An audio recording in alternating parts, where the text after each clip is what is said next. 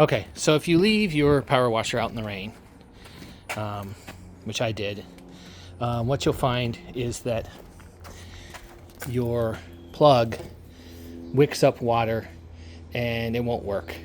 I opened this up and cleaned it with brake cleaner and a toothbrush, and it actually looked pretty good when I was done, but I left it out all summer. I didn't expect it to work. About half the time it'll work. If you clean it up, use brake cleaner and a toothbrush, and put it on a fan overnight, let it dry out. About half the time it'll work. But this time it didn't. I was in a hurry, needed to do a job, so I took an old cord I had lying around and I Frankensteined it together. You just have to make sure this stuff doesn't touch, or, there's no, it'll blow your house breaker. But anyway, don't do that. If you go online to look for a replacement cord, the exact ones are $20-ish. Cheaper ones are $10-ish. But there's a better way. You can just go to your thrift store and go to the beauty section and get the cheapest curling iron or hair dryer you can find. And they all have these probably much more water resistant GFCI plugs on them. And you can see that I should have paid $6.50, but my wife rounded up. I don't get that. She rounded up 52 cents to figure out what that went to. But that's a cheap way to go. And then you just replace it and you're good to go. So we're going to do that right now.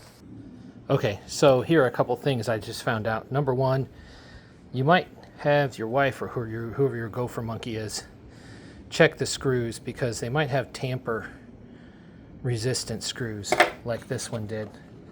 And you might or might not have a tamper resistant bit set. You can see what these ones look like. And it actually broke one of my bits trying to get it off, which is irksome.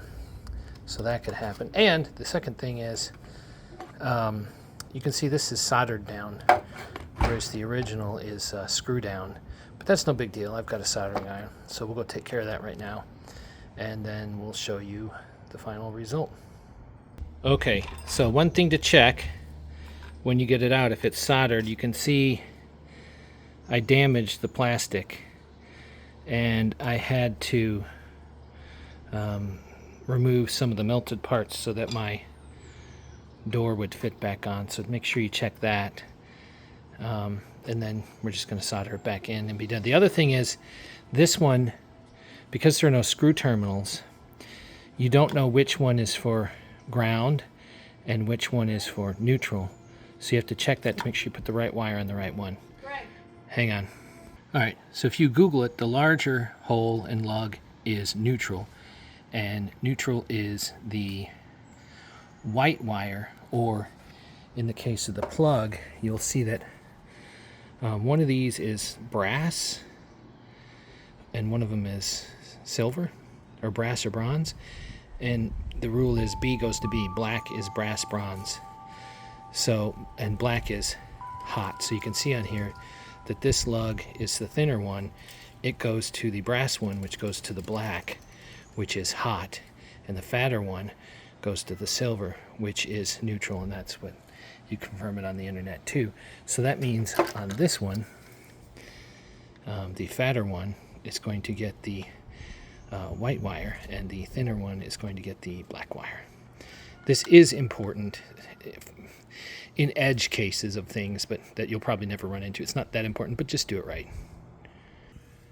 And there's the assembled product, and there it works. So you can get a close-up look at it.